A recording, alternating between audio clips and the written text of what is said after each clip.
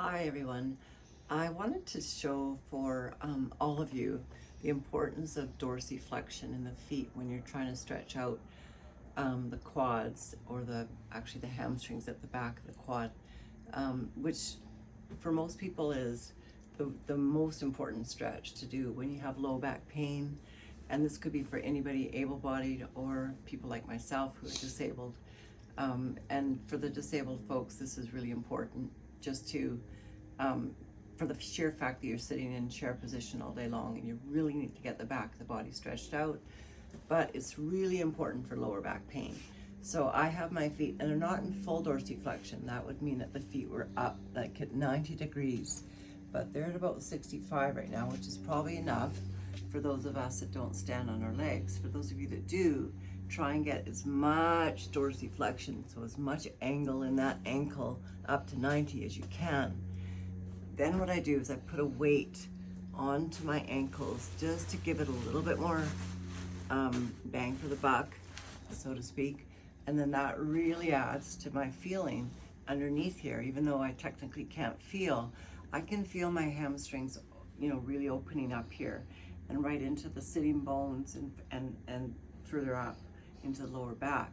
Now the next thing is to really lift out of the pelvis and come over the legs with the spine, not kind of flopping over the legs.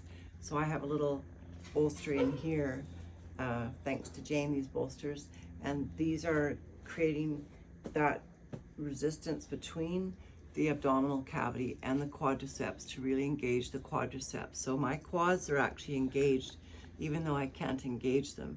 And this is causing a lot of release in the back of the body, all the way up from the calves into the hamstrings and back into the back body where the quadratis are.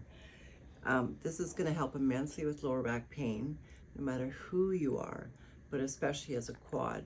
And then I would go on into my other parts of the practice after I stretch this out to do twists, where I bring this leg up, and I'm going to go into a twist to the left here, and I inhale and I twist, and then I'm getting the lower back muscles again, but I'm also going to get them here because I've got that spacer in again, and I'm going to come and extend and now go forward over the one extended leg, and that's just making a song in my glutes and the glute max and the outside part of the musculature on this right leg.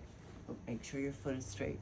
So yeah, really, really important to think about how to relieve lower back pain for anybody, and mostly for people, especially sitting in a chair. Thanks.